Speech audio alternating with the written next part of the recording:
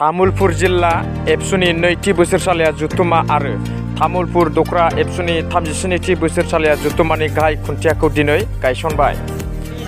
तामुलपुर दख'र दुलाराय बर' फरायसा आफादनि सिङाव थानाय सिखना बर' गोजौ फरायसालिनि गुवार फोथाराव सानथामनि मेहेरगोनां हाबाफारिजों तामुलपुर जिल्ला दुलाराय बर' फरायसा आफादनि नैथि बोसोरसालि जुथुमा आरो तामुलपुर दख'र दुलाराय बर' फरायसा आफादनि 37थि बोसोरसालिया जुथुमाखौ फैगौ डिसेम्बर दाननि 13, 14 आरो 15 सानथामनि हाबाफारिजों खुंनाय जागोन। बे जुथुमाखौ गाजा गोमजायै खुंनो थाखाय दिनै गाहाय खुन्थिया गायसननाय जायो। बे गाहाय खुन्थियाखौ गायसननानै होयो तामुलपुर बिधान सभानि एमएलए जलेन दैमारिया। बे गाहाय खुन्थिया गायसननाय हाबाफारियाव बाहागो लायो तामुलपुर जिल्ला एबसुनि आफादगिरि बानेश्वर नार्जारि, बोसोनगिरि बासिराम रामसियारि, रायजो राजा आरो बे जुथुमानिनो बानजाय आफादनि बिबानगिरि बिथांमोनहा बाहागो लानानै हाबाफारिखौ जाफुंसार खालामो।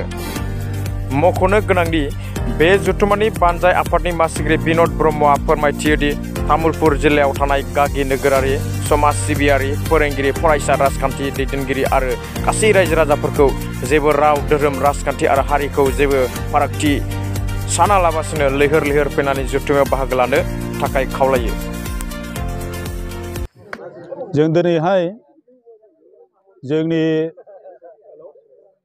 तामुलपुर जिल्ला दुलाराय बर' फरायसा आफादनि नैथि कनफारेन्स आरो 37थि तामुलपुर दख'र बर' फरायसा आफादनि जा जुथुमा जागोन बेनि गाहाय सायनासालिनि खुन्थाखौ जोंनो दिनैहाय जोंनि तामुलपुर समस्तिनि एमएलए बिथां जलेन दैमारिया गायसननानै होयो। दा बिथांखौ जोंनिफ्राय जोङो साबायखर जासिबाय। बेनि उनाव जे जोंनि जा बे कनफारेन्सआ 13, 14, 15 डिसेम्बराव खुंजागोन। जायगाया नैबे सिखना बर' गोजौ फरायसालियाव जागोन निजदिफिलि।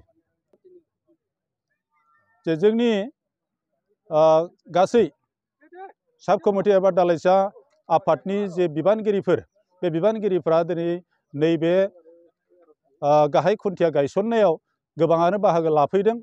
निस्सय बिथांमोननि मददनि गेजेरजों जोङो नैबे कनफारेन्सखौ मोजां रोखोमनि खुंफुंनो हागोन। जुदि बिसोरो साब कमिटिनिफ्राय जेरैबायदि जोङो बिबान होदों, गावबा गावनि बिबानखौ जुदि मोजां रोखोमै मावफुंलाङोब्ला दासिमहालागै जोङो बिथांमोननिफ्राय बिथांमोना जोङो खोनानो मोननायाव दावगागासिनो दङ होनना बुंदों। फ्राय 50% बेबायदि दावगालांबाय होननानै बिथांमोना बुंदों। दा बेखायनो निस्सय जोङो नैबे कनफारेन्सखौ जोङो गासै जोंनि साब कमिटिनि सोद्रोमाफोरनि गेजेरजों आरो जोंनि रायजो राजाफोरनि गेजेरजों नैबे कनफारेन्सखौ जोङो गाजा गोमजायै खुंलांनो हागोन होननानै जोंनिफ्राय आसा थिनाय जादों। दिनै नैबे गाहाय खुन्थिया गायसननायनि गेजेरजों आं बेखौनो रायजो राजाफोरखौ खावलायनो नागिरदों आरो जोंनि रायद' आफादनि गासै बिबानगिरि बिथांमोनखौ आं खावलायनो नागिरदों।